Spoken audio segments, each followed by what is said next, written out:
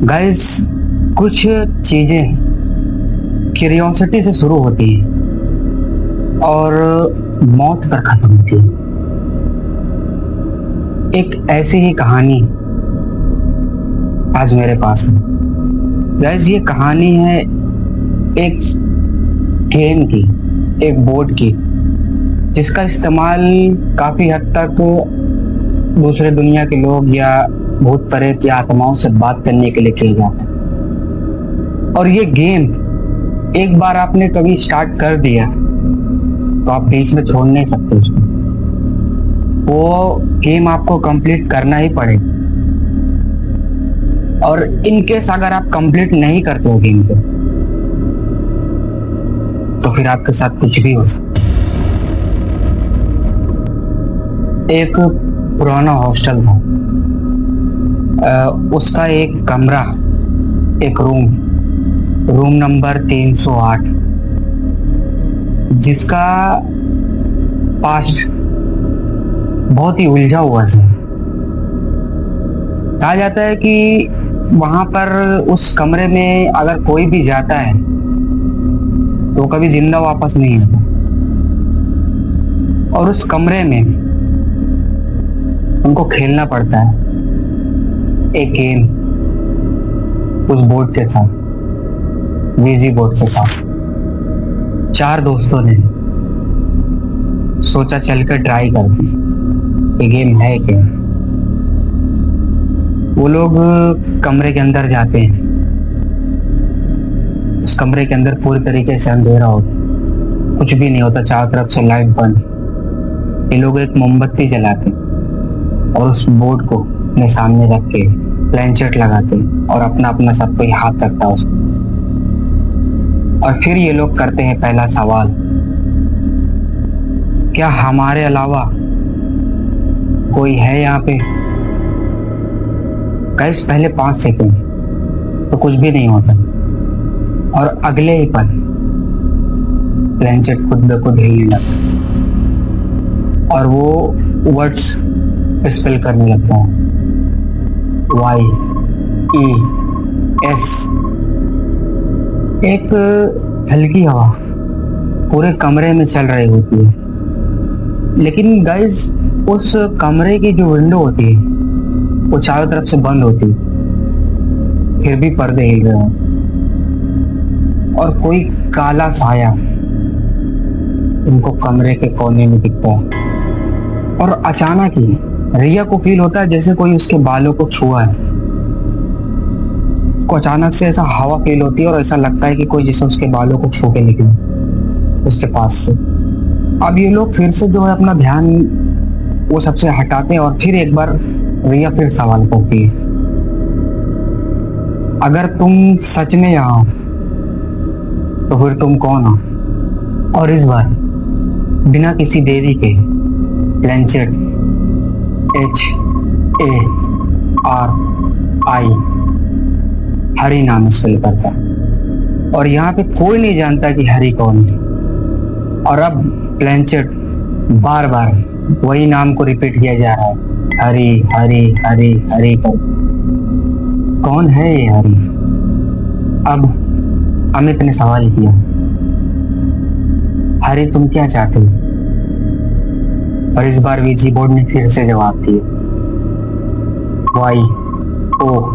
YOU।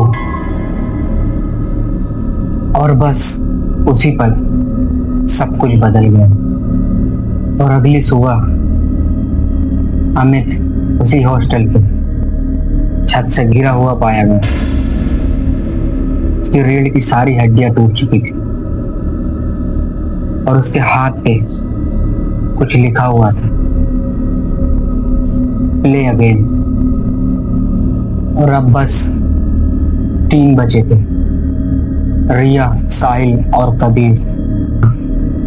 रिया को सपने आने लगे। उसने बताया कि उसे हर रात किसी की आवाजें सुनाई देती,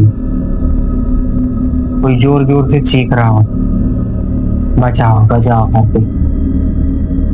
और वहीं ऐसा ही कुछ कबीर के साथ भी होता। उसे भी हर रात सपने में वही काली परछाई दिखती है जो उस रात उस कमरे में थी। लेकिन इन सबसे ज्यादा बदला हुआ था साहिल।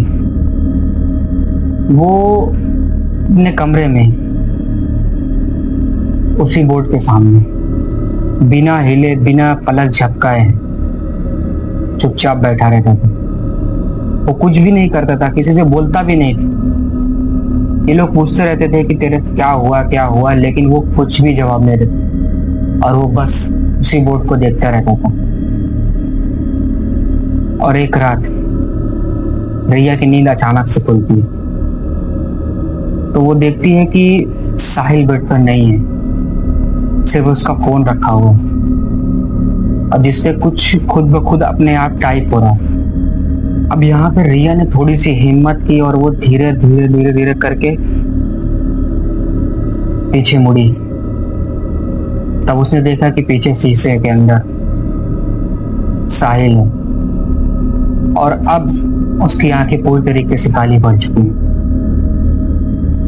वो बस मुस्कुरा रहा है इसको देखकर।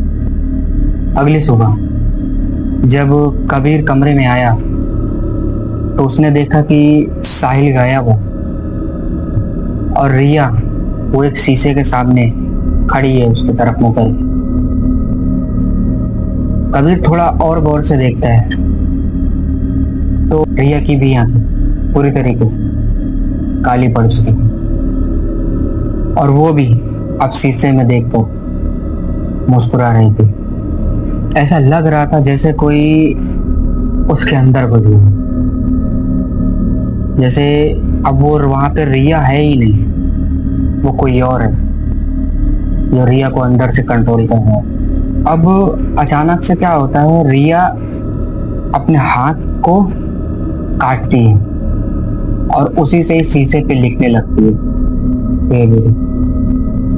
जब वो पूरा वर्ड्स कंप्लीट होते हैं तो लिखा होता है ही सेड यस। और ये सब देखते देखते ही रिया भी उस शीशे के अंदर चली जाती है और उसके बाद से ही कबीर पूरी तरीके से पागल हो जाता और वो हॉस्टल का रूम नंबर 308 हमेशा के लिए फिर से बंद कर दिया जाता है। गाइस, कहा जाता है कि अब भी जो उस कमरे के आसपास जाता है तो उसे सपने में वही काली परछाई दिखती है और वो कुछ तो बोलती है, क्या तुम खेलना चाहोगे?